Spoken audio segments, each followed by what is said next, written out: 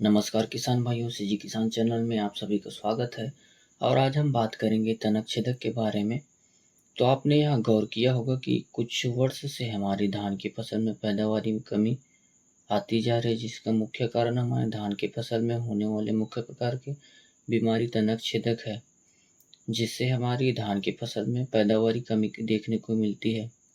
तो किसान भाइयों, आज हम बात करेंगे तनक छेदक के बारे में कि तनक छेदक आते कहाँ से है, तनक छेदक दिखता कैसे है, तनक छेदक लगता कहाँ से है, और साथ ही हम इसके रोकथाम के लिए कुछ मुख्य प्रकार की दवाइयों का मिश्रण भी आपसे साझा करेंगे। तो आप हमारे चैनल पर बने रहिए और साथ ही आप हमारे चैनल को यदि आप सब्सक्राइब नहीं किए हैं तो हमारे चैनल को सब्सक्राइब कर लीजिए और बेल आइकन को दबा लीजिए, ताकि आपको समय समय पर कृषि से संबंधित सभी प्रकार की जानकारी मिलती रहे। तो किसान भाइयों, तनक छेदक दवाई जानने से पहले हम इसके लक्षण पर बात करते हैं कि तनक छेदक लगने से पहले हमारे खेत में तनक छेदक का लक्षण कैसे पता करें। तो किसान भाइयों, आपने यहाँ ध्यान दिया होगा कि हमारे खेत में तनक छेदक लगने से पहले तितलियों का समूह या फिर एक दो तितली दिखाई पड़ता है, जिसके कुछ दिन बाद ही हमारे खेत में हमारी धान की फसल में तनक छेदक दिखना प्रारंभ होता है। और मैं यह बता देना चाहता हूँ कि यह तितली जिसकी मैं बात कर रहा हूँ यह मुख्यतः दो प्रकार की होती है। पहला तो यह पत्ती मूड़ की तितली जो हल्के सफ़ेद रंग की होती है, और दूसरा हल्के भूरे रंग की तितली जो तनक छेदक की तितली होती है। और यदि दोनों तितली में आप अंतर देखना चाहते हैं तो तनक छेदक की जो तितली रहती है वो हमेशा सूर्य की ओर मुँह करके बैठी रहती है।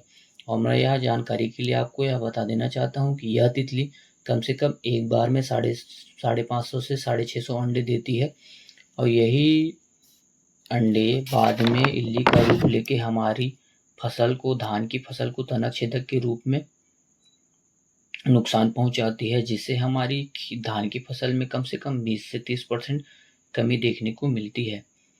तो अब हम बात करते हैं तनक छेदक के रोकथाम के बारे में। इसका रोकथाम करने के कौन कौन से दवाइयों को आप छिड़काव कर सकते हैं।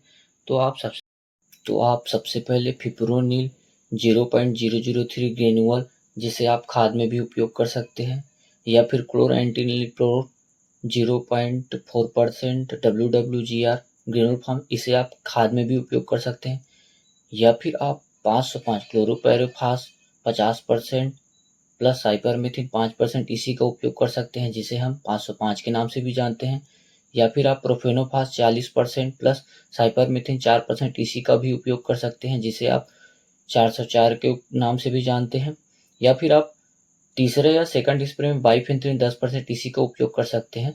और यदि ज़्यादा तनक छेदक होने पर आप कटाप 100 ग्राम इसी में मिक्स करके 505 के साथ, या फिर आप इमामेक्टिन बेंजोएट को 404 के साथ 100 ग्राम की मात्रा से उपयोग कर सकते हैं।